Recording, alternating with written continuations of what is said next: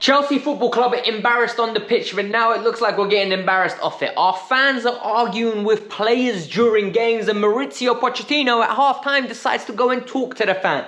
Yes, we've got the scoop, but the real question here is, we need to talk about what's going on at Chelsea. And I think there are two people to blame, right? It is the board, or the entity, the board, and Mauricio Pochettino. And the reason I am going to go down and explain every little detail to anyone watching right now is because I want to preface all of this beforehand. I am not Pochettino out. I do not want Pochettino to be sacked. I think Pochettino has a job to do at Chelsea, and he is more than capable to do this job. Pochettino is not immune from criticism. Pochettino will get his fair share of criticism, and I personally, I don't know what any other channels are doing, I will stand up and be counted when it comes to this moment. This is unacceptable. Ruining people's Saturdays and Sundays and Mondays and the rest of the week because now we have to wait till the next Monday for a game is unacceptable. What we saw yesterday was pathetic. What we saw yesterday was lunacy. What we saw yesterday was a repetition of what we've seen before. We have seen it on repeated times. It is literally scheduled in. I literally said,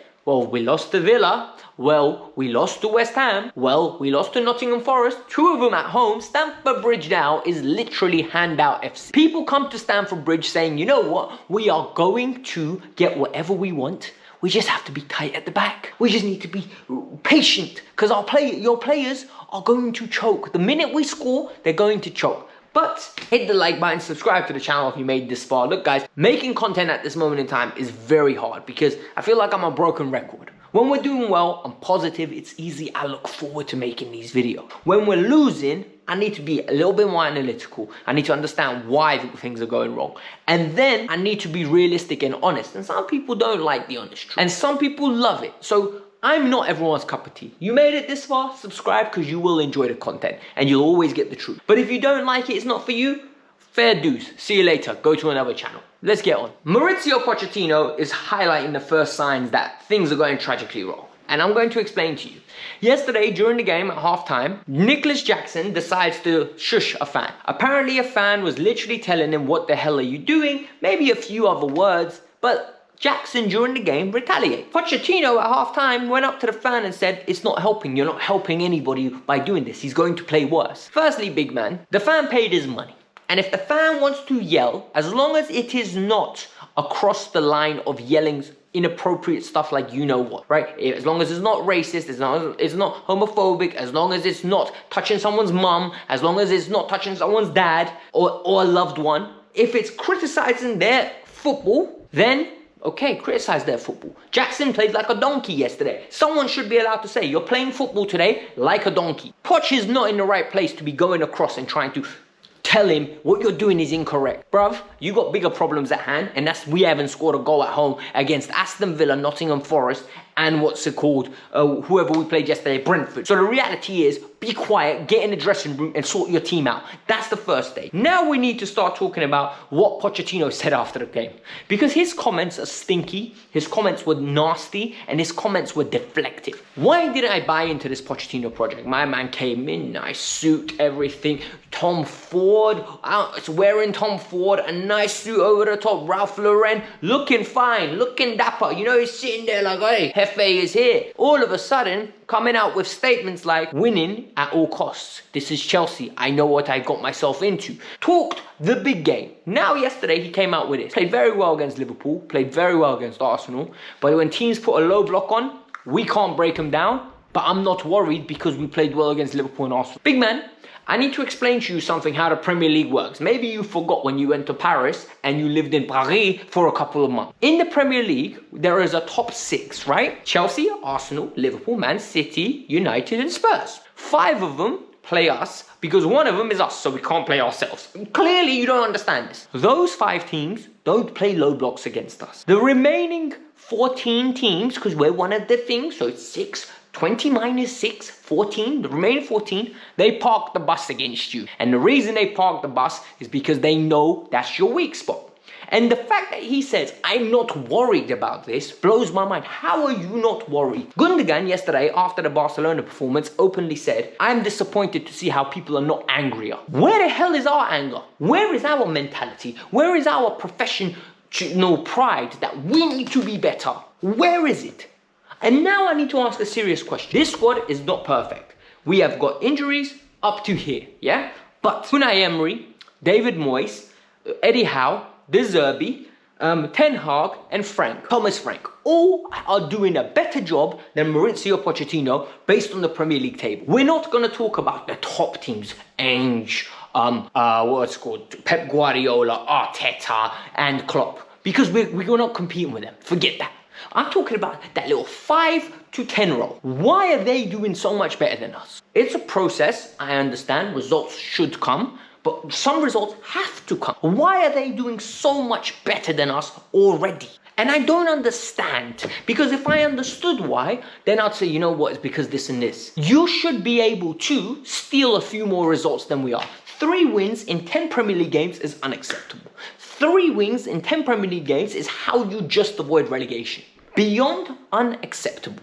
And he's got 9 games to make sure at the end of that 9-game spell, where we are 19 games in, halfway point of the Premier League, I'm going to say, you know what, Poch, you've got the rest of the half of the season. I like what you've done so far. Because at the moment, if the test was now, brother, you failed with an F. 3 wins from 10 is pathetic. Unacceptable. Now we need to get to the root of the issue, because Poch is a segment of the issue. The biggest problem, and I'm not blaming the players, okay, because there's going to be a notion, this player's not good enough, that player's not good enough, he shouldn't be playing. But the reality is, we knew this when we got into this project. And why did we know this? Because our board, Win Stanley and Lawrence, were patting themselves on the back. Oh, we got the youngest average squad. We lowered the wage bill. Oh, we done this. Oh, we have done so well. Todd, oh, Todd, let me wash your back. Oh, Todd, let me give you a haircut. Oh, Todd, let me give you a kiss. Shut up, bruv. Do your job. Build a proper football team. Build a proper football team. What they're building at this moment in time is unacceptable. They got rid of all the experience out of this team. You get rid of the fucking experience, what do you expect is going to happen? They've got me swearing here because I'm genuinely upset right now. What do you think? Okay, let's look at this in a chronological, logical way, right? Let's start from the top down. You've got number 9s. We have 2 number 9s on the book. We've got 2 bloody number 9s. You've got Armando Broja, who you knew was going to be out until October. You knew he was going to be out until October.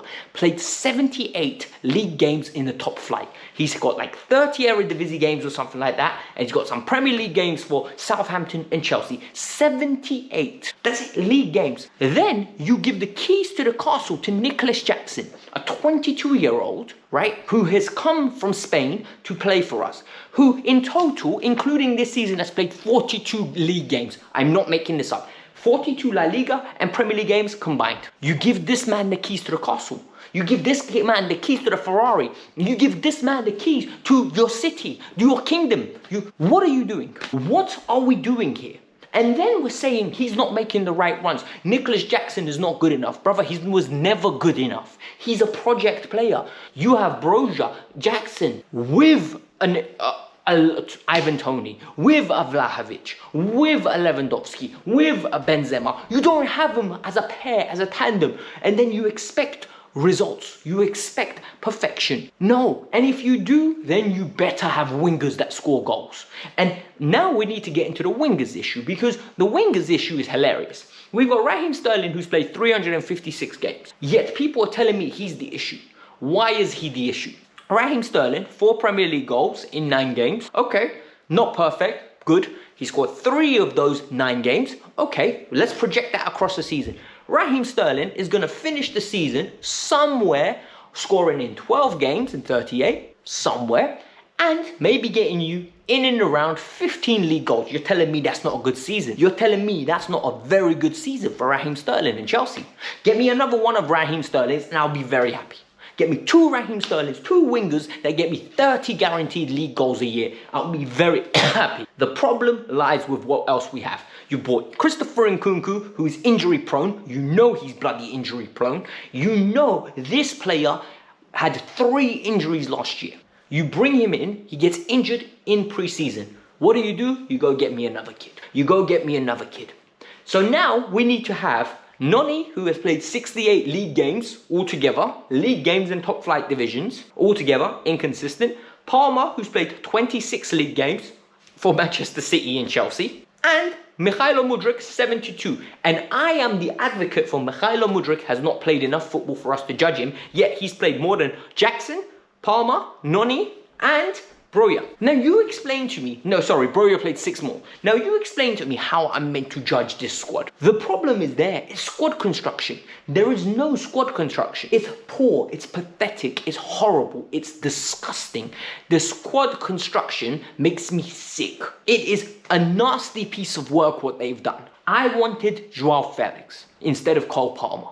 I wanted Mohamed Kudus instead of Cole Palmer. Not because I think Cole Palmer's a bad player, it's because I knew I was going to get consistency. People are going to say, Alex, Cole Palmer's got us 2 goals and he scored 2 penalties. Yesterday, he played well for 25 minutes. Cucurella didn't take the chance. He disappeared. At the end of the game, where there's a ball cross from Reece James, Cole Palmer's there to finish it. He scuffs it. Why? Inexperienced. Moment was too big for him. He is under pressure that he shouldn't be on. That should be a Mohamed Kudus. That should be a Joao Felix. That should be a Christopher Nkunku. That should be a Raheem Sterling. That should be a Vlahovic. Somebody that is experienced, been there, done that. Somebody that is ready to attack. It should be an Isak. It should be a Bruno Guimaraes. It should be players of that magnitude. Why are Newcastle signing players that are ready to come in and contribute now, and we are signing players that are prospects? Honestly, these directors have messed everything up. And the nerve of these pricks to come out at the end of the window. We have lowered the average squad. We have lowered the wage bill. We have done this. What have you done? You've done nothing. You've destroyed the club I love. You have destroyed the club I love. Roman Abramovich was the best owner you could ever have in world football. Maria Garaskaya, look at her track record. I don't care what about. One of the best directors you could have in world football with Petr Cech. We had football and brain. Bruno, together we had a very good team. It wasn't perfect, but it was good. We had Thomas Tuchel as my manager. Tuchel's team scoring 8 goals. My teams can't score against Aston Villa, Nottingham Forest, or fucking Brentford. Don't tell me we have gone forwards. This project has made us go backwards 6 steps. 6 steps. We're in Jahannam. This is Jahannam. You can't get worse than this. This is the worst place. This is hell. We are in obscurity of football. It will not get better than this anytime soon. And the worst thing is, we're going to beat Blackburn. I believe we're going to have a response. We are going to beat Blackburn. And then guess what's going to happen? It'll paper over the cracks. People are going to say, but you know what? We're going to go and play Spurs. And then we're going to beat Spurs. I promise you we're going to go and beat Spurs. They're going to make a statement victory. But yet, we're going to go play Man City, we'll lose, and everyone will say it's only City. Then we're going to go to Newcastle, get a draw, everyone will say it's good. And then we're going to lose to Everton. Mark my words, that's exactly what's going to happen. This team is not going to do nothing. They have hope for Christopher Nkunku to come off an injury to save us. That's all they have. I'm going to stop now because I'm ranting and raving. Enough. I don't know how much content I'm going to be releasing in the next few days. I think I'm going to take a break from Chelsea. Genuinely, I am exhausted with making football content where I get angry and agitated because it's not good for my mental health. Chelsea, at the moment, is not good for my mental health. Football is meant to be me enjoying myself. At the moment, I'm not enjoying myself. This is an enjoyment. I enjoyed the Classico yesterday. I enjoyed watching Serie A. I enjoy watching Premier League. I'm enjoying watching Spurs and Arsenal more than I enjoy watching my own team at this moment in time. Can let that sink in. Like, genuinely, I get no enjoyment from watching Chelsea.